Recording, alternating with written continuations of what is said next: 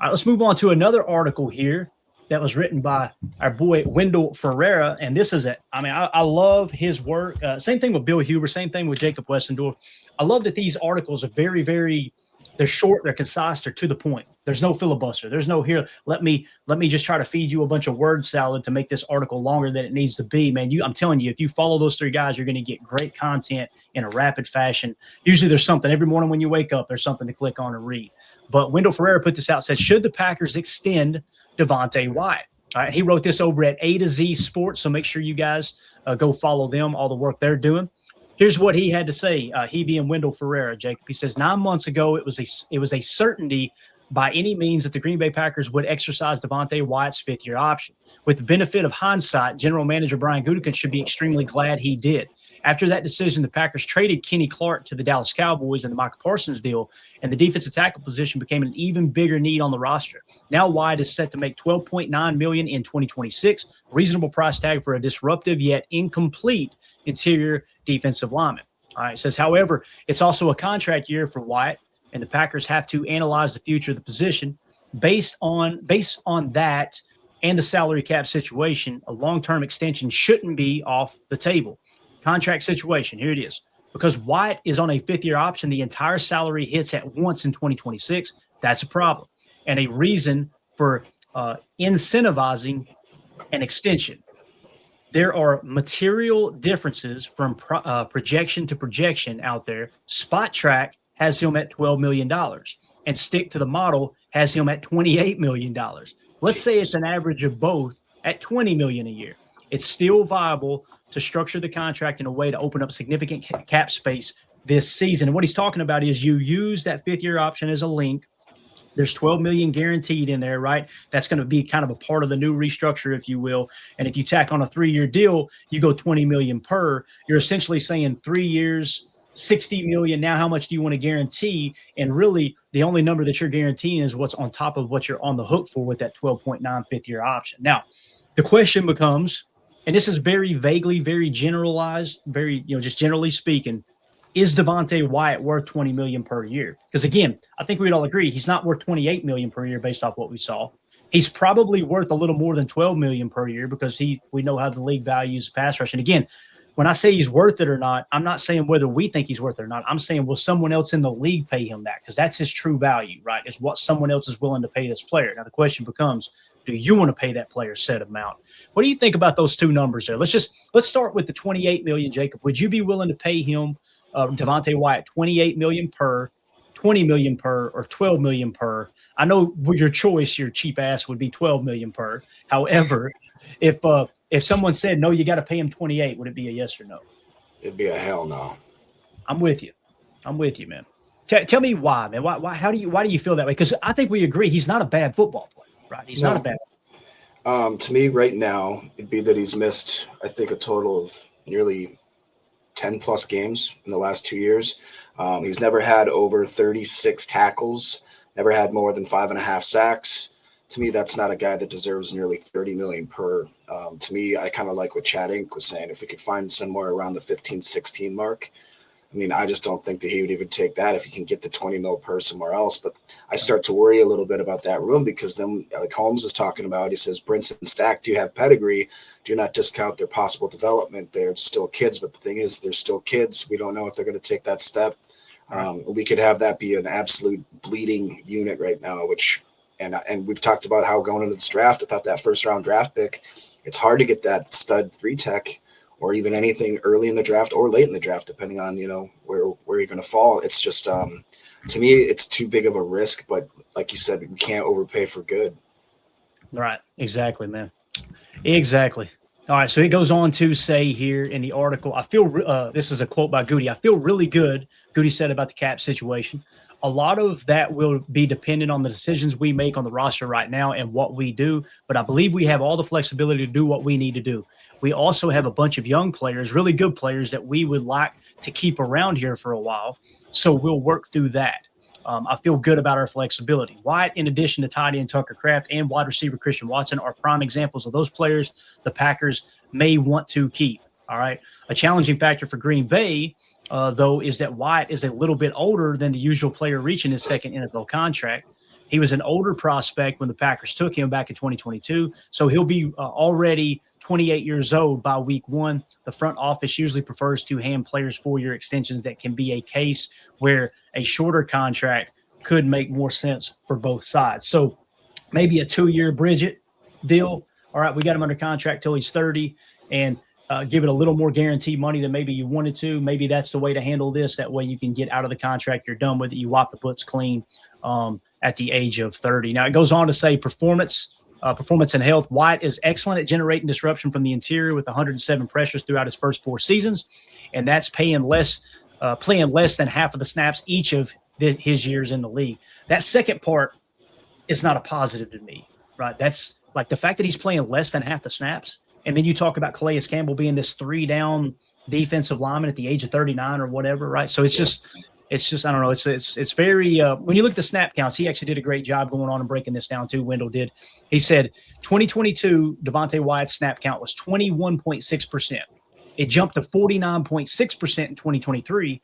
Then it fell back 16% to 33% in 2024, and then stayed at 33% in 2025 because of the injury. So again, you're talking about a guy who, if you can get back to 2023 where he plays 49% of the snaps, yeah, I'd be okay with some of the money we're talking about in the mid-range. But the fact that he's hovering around that 33% mark is tough. And maybe you can structure the contract in a way that if he does miss time, you can save a little cap there too. I don't know if he'll go for that, to be honest with you. Yeah, and that's what I'd be worried about. I've talked about in the past how I really love incentive-based contracts, but a guy with his caliber, I just don't think that he's going to be willing to kind of sit here and, I'll work for my money every week kind of thing, which I understand, especially when he's coming into his first real big contract time.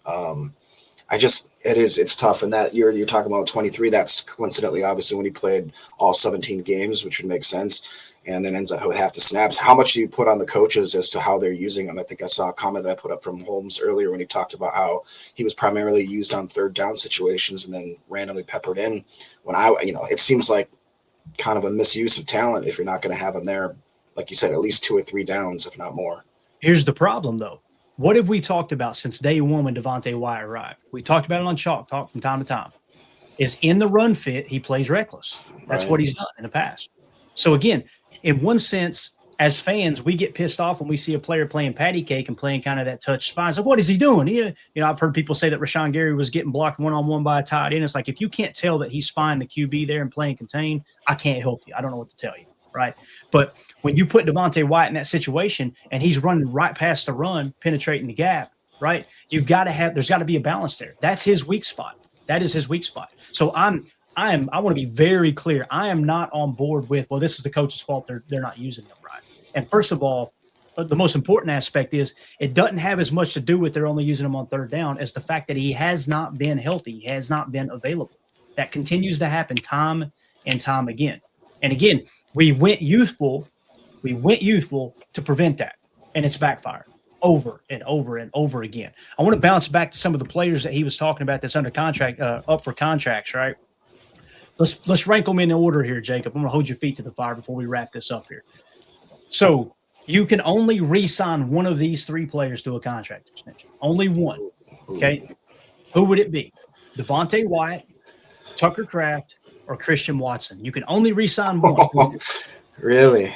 Mm-hmm. I have to go Tucker Kraft. All right, so you would choose Tucker Kraft number 1 over Christian Watson and Devonte Wyatt. Tucker, Christian, and Wyatt. I agree, because I think you've still got potential at the wide receiver position that you could fill that gap a lot easier than trying to find the next Tucker Kraft, right? Now, who would be number 2 on that list? Would it be Christian Watson or would it be Devonte Wyatt? Watson for sure.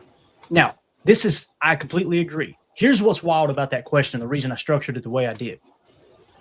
3 tech is a tier 1 position of importance. Wide receiver is not. And here we are choosing Christian Watson over a tier 1 position of importance because he's that much better of a player. So again, to me, the answer lies right there. Will the Packers give him a 2-year extension? I could see that, meaning Devonte Wyatt. I could see it happen.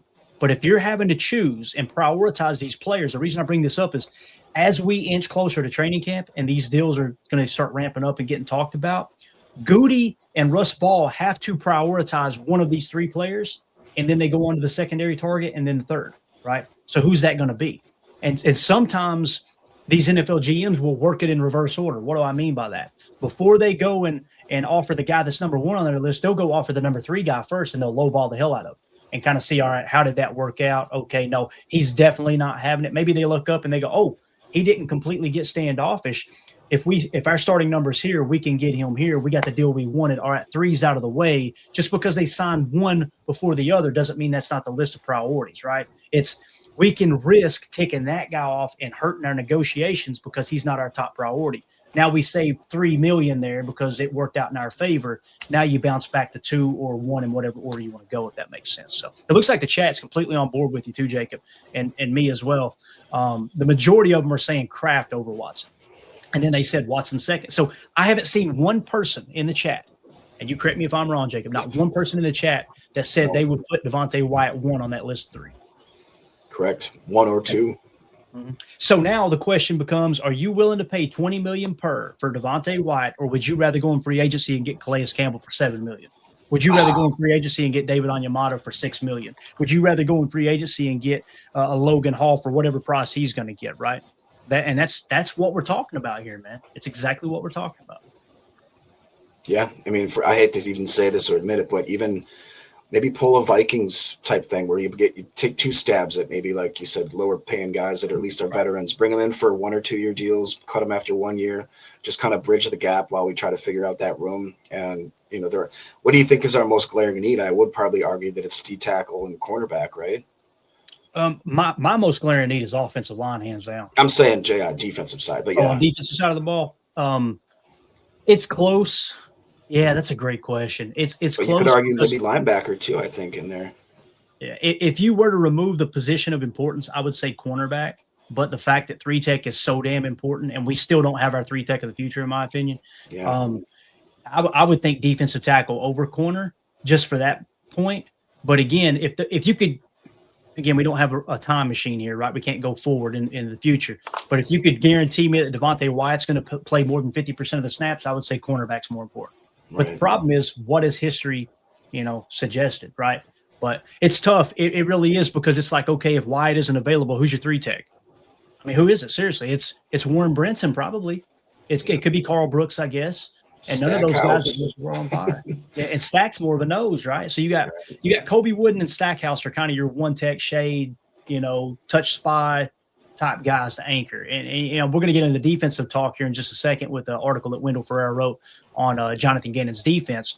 Because now the rumor is, with the multiple front aspect of Jonathan Gannon's defense, we may be shifting back to a 34 defense. You guys know I kind of take that like I don't think the coaches look at 34 the same way that us fans and the media look at it. They look at it like, if it's 2 backs, it's 2 gaps. If it's 1 back, you can still play 1 gap if you want to, depending on how you want to meet your run fits. But regardless, if now nose becomes, hey, man, that's a really important position, Calais Campbell fills that void too. Devonte Wyatt damn sure doesn't fill that void.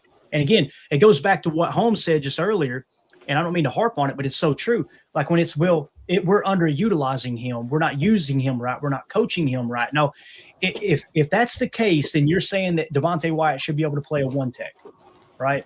Because again, there's going to be times that you play an under against this offense and you play an over against that offense, right?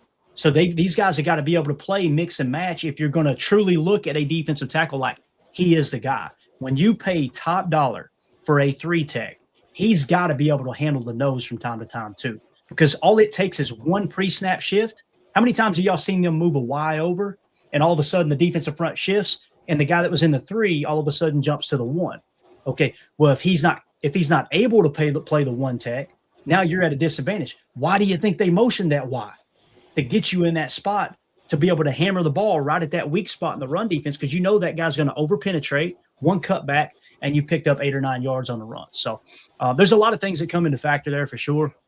And again, I feel confident after having this conversation, after reading the article, and not that this was Wendell Ferreira's opinion. I don't think it was. He didn't give kind of a, hey, here's what I think they should do. He's just laying out all the facts, all the details. For me personally, I'm not giving Devonte Wyatt $20 million per. And I feel really, really good about that decision. So, all right. So there you go, guys. If you're watching this back later, let us know in the comments, how do you feel about the Devonte Wyatt talk? Would you re-sign him at $20 million per? Maybe you'd be willing to go to the 28 mark. Maybe you wouldn't even be willing to give the 12 mark. Let us know how you feel about it. Make sure you hit like, subscribe, click the bell icon so you catch all our streams here in the future.